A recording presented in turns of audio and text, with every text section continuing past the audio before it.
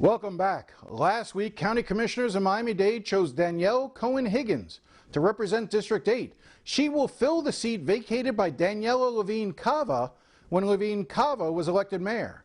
On a commission filled with long-serving politicians, Cohen Higgins represents a fresh voice. I asked her why she wanted the job and what she hopes to achieve. I'm born and raised in Miami-Dade County. It's where I call home. It's where we are raising our children. And I am the firm believer that despite our 2.7 million residents and growing, that all of us in Miami-Dade County share a common core set of values, right? It's opportunity, freedom, and an incredible quality of life. Those values weave through the fabric of who we are. I believe all of us, whether it's our parents or ourselves, move to Miami-Dade County in search of one or all of those opportunities. And I have seen those values compromised recently, if not crippled. Opportunity, I think a lot of residents would argue that opportunity is diminishing. I think a lot of residents, particularly in South Dade, would argue that their quality of life is certainly diminishing. And now, as a result of this pandemic, I think a lot of people would argue that their freedom is being compromised. And so, I ran in order to protect those values and to uphold those values and to make sure that what was afforded to my family and what allowed my family to start very humble beginnings and make something of themselves is also an opportunity and a value that other families are able to experience in Miami-Dade. Well, let's pick up on a phrase that you just used, concerns that some people believe their freedoms are in jeopardy. What do you mean by that? Well, I mean, as a result of the pandemic, right? In Miami-Dade County, we're diverse, we're culturally rich. We have a lot of people that have moved here from different parts of the world. And there are a lot of residents that move here in search of freedom.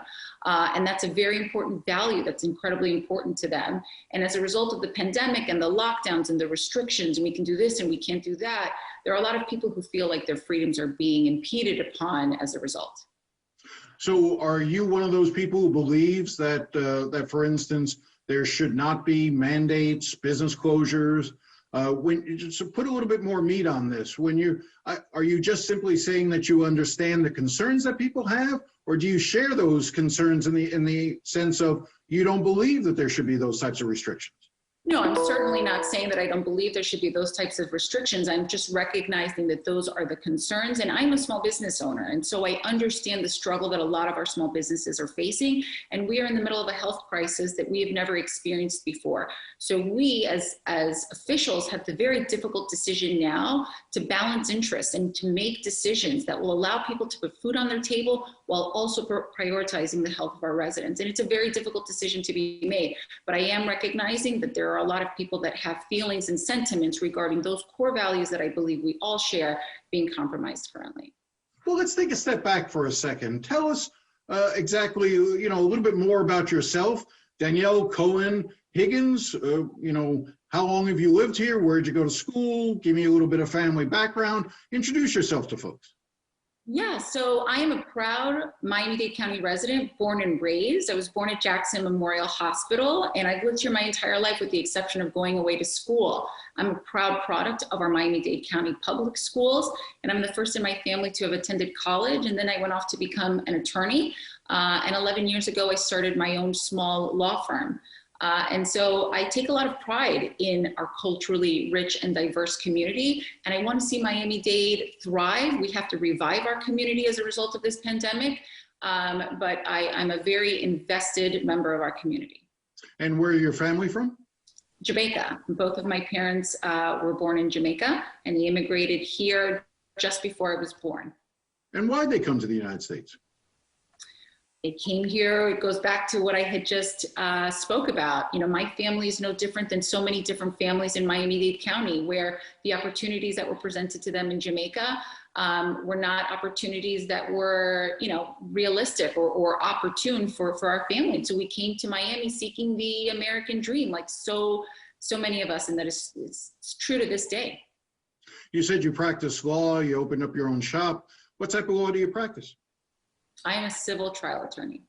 So I advocate, I'm in the courtroom, I'm representing my clients and giving them a strong voice. And I've had the pleasure of being an aggressive and an effective advocate on behalf of my individual clients. And I look forward to the opportunity to become an aggressive and an effective advocate on behalf of the residents of District 8.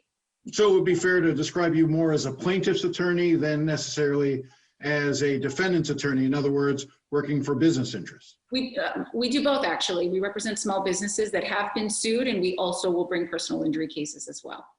And how will you divide and be clear, because obviously there are conflicts of interest that people might be concerned about any of the business interests that you represent? Do you represent any major business interests, for instance, like Florida Power and Light or the Home Builders Association or anything like that that could present some sort of problem for you on the commission? No, I represent small businesses, no large companies, no large industries, for example, and there are no conflicts with the commission. And obviously I will not take on any representation that conflicts with my responsibilities as a county commissioner. So what are some of the goals that you have as a commissioner?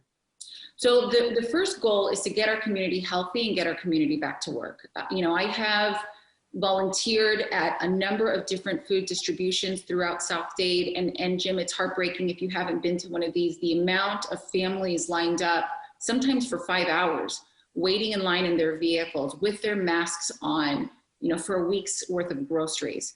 That is heartbreaking, and it shouldn't be happening, and it's happening to so many families. And these are families where, through no fault of their own, Jim, they have found themselves in difficult, if not impossible, circumstances. These are hardworking residents that have small businesses that were laid off because they're in an industry that is, on the brink of collapse. And so, I want us as a county, and I know we are, through CARES Act and through a number of different programs, prioritizing making sure our community is healthy and back on its feet. Once we get back to that place, or close to getting back to that place, South Dade, the #1 issue is traffic, and transportation. And that is a priority for me.